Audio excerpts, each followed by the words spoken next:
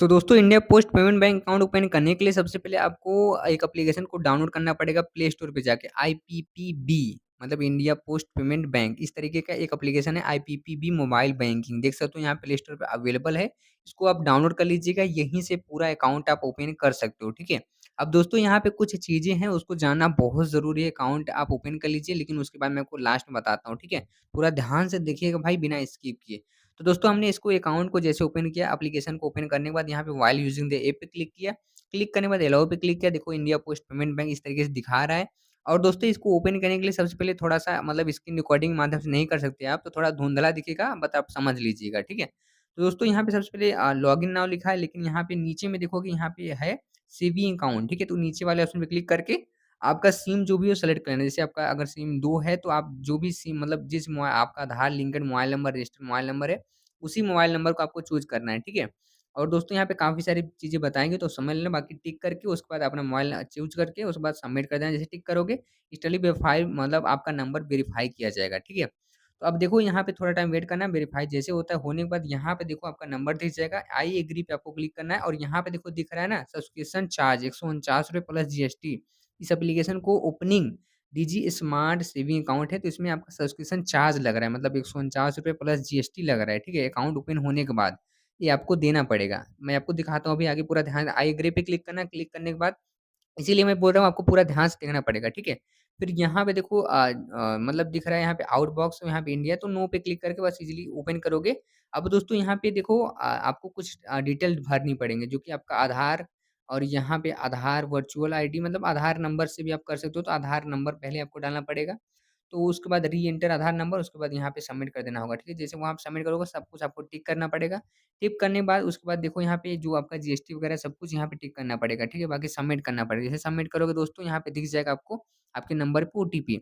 अब यहाँ पे कुछ स्टेप्स हैं उसको समझना पड़ेगा। Personal information, pan card detail उसके बाद यहाँ पे नॉमिनी डिटेल और एडिशनल इन्फॉर्मेशन और अकाउंट इन्फॉर्मेशन मतलब 5 स्टेप में आपका अकाउंट पूरी तरह से ओपन हो जाएगा, ठीक है? तो चलो हम स्टेप बाय स्टेप आपको सिखाते हैं कैसे आपको अकाउंट ओपन करना है पूरी तरह से, ठीक है? तो दोस्तों देख सकते हो यहाँ पे सबसे पहला ऑप्शन हम चूज़ करते हैं।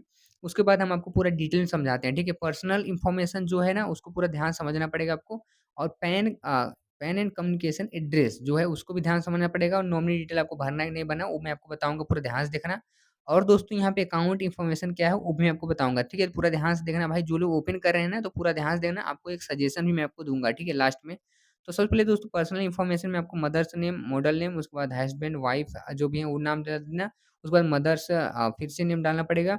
उसके बाद दोस्तों नीचे में आपका नेम आ जाएगा, ईमेल आईडी आ जाएगा। तो यहाँ पे काफ़ी सारी चीज़ें हैं वो आप फिल अप कर लीजिएगा, ठीक है? देखो बहुत ही ईज़ी तरीके से हम अकाउंट ओपन करने वाले हैं, तो पूरा ध्यान से देखना। जैसे ये सारी डिटेल भर के, भरने के बाद यहाँ पे देखो सेव वाला ऑप्शन है, सेव वाले ऑप्शन को क्लिक करना है। जैसे सेव वाले ऑप्शन पे क्लिक करो, फिर से आपके नंबर पे एक ओटीपी आएगा, ठीक है? देख सकते हो यहाँ पे ओटीपी आपको डालना पड़ेगा, तो चलिए ओटीपी आपके नंबर पे जो आया है, उसको हम लोग फिल अप कर लेते हैं। फिल अप करने के बाद यहाँ पे सबमिट वाला ऑप्शन है, इस पे क्लिक करेंगे।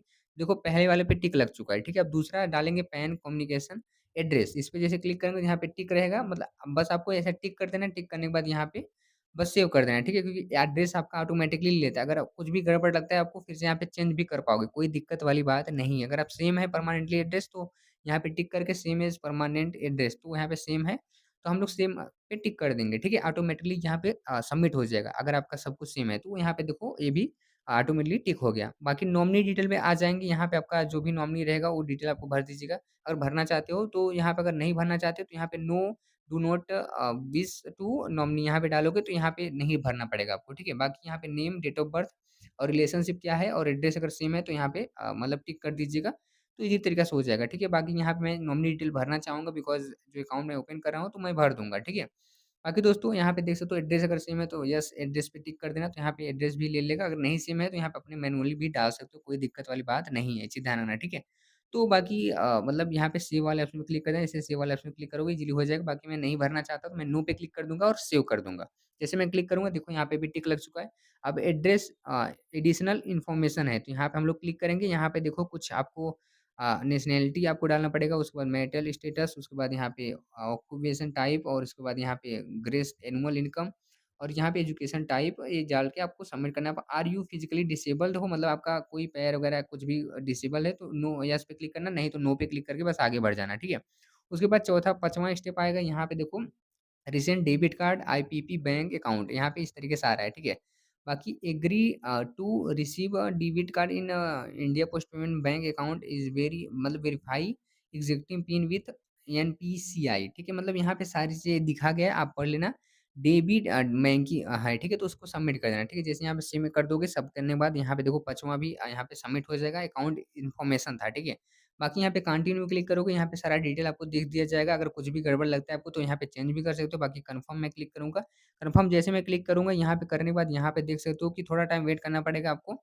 जैसे यहाँ पे कन्फर्म करेंगे, यहाँ पे देखो एक टिक आ जाएगा, आई एग्री पे आपको क्लिक करना पड़ेगा। आई एग्री पे क्लिक करने के बाद यहाँ पे आपको कन्फर्म करना पड़ेगा। फिर आपको एमपिन सेट करना पड़ेगा आपको। एमपिन मतलब एप्लीकेशन के लिए, ठीक है। बाकी यहाँ पे देख सकते हो मैं एमपिन डालूँगा, फिर से एमपिन डालूँगा, मतलब वही चीज़ री-एंटर करके बस सबमिट कर दूँगा। उसके बाद यहाँ पे देखो कुछ चीज़ें हैं जो कि आपको भरना पड़ेगा, जैसे आपका डिटेल मतलब सिक्योरिटी क्वेश्चन, मतलब यहाँ पे है सिक्योरिटी क्वेश्चन आपको डालना पड़ेगा। बिकॉज़ अगर कभी-कभी एप्लीकेशन अगर आपका बंद हो गया, कुछ भी हो गया, तो सिक्योरिटी क्वेश्चन आपसे पूछा जाएगा, इसे ध्यान रखना, ठीक है? तो आप वो चीज़ डाल के यहाँ पे सबमिट कर देना है, ठीक है? बाकी ये पासवर्ड तरह बोल सकते हो आप एक, तो यहाँ पे है, ठीक है?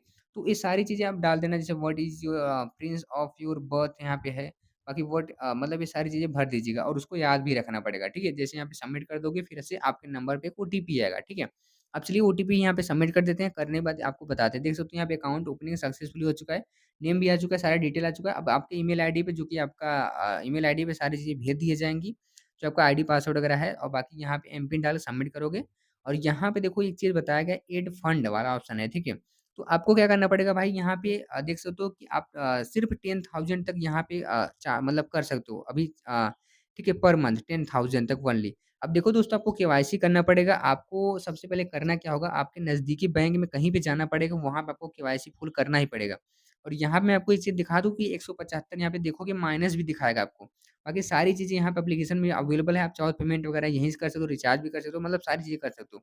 बाकी दोस्तों यहाँ पे जो माइनस में है वो आपका चार्ज है। मैंने आपको पहले बताया ना, ₹175 आपका जीएसटी वगैरह लगेगा और कुछ चार्जेज़ वगैरह भी लगते हैं यहाँ पे, ठीक है? तो वो चार्ज यहाँ पे है, ठीक है? बाकी दोस्तों अब एक चीज़ मैं आपको बता दूँ और क्लियर करके, कि आपको 1 साल के अंदर-अंदर आपका केवाईसी फुल करवाना पड़ेगा। कैसे करवाना है मैं आपको बताता हूँ। सबसे पहले आपको कहीं नज़दीकी में जाना पड़ेगा, जो कि आईपीपी बी का बैंक अकाउंट है, ठीक है? मतलब इंडिया पोस्ट पेमेंट बैंक जो नज़दीकी है, वहाँ पे आपको जाना पड़ेगा, बैंक में संपर्क करना पड़ेगा, वहाँ पे फुल केवाईसी आपको करवाना पड़ेगा, ठीक है? तो जैसे आप पैन कार्ड, आधार कार्ड लेके जाके फुल केवाईसी वहाँ पे करवा लेते हैं, आप ईज़िली तरीक़ा से पूरी तरह से अकाउंट ओपन हो जाएगा और आप पूरी तरह से यूज़ कर पाइएगा। नहीं तो आपको भाई यहाँ पे 10,000 तक लिमिट ही मिलता है, ठीक है?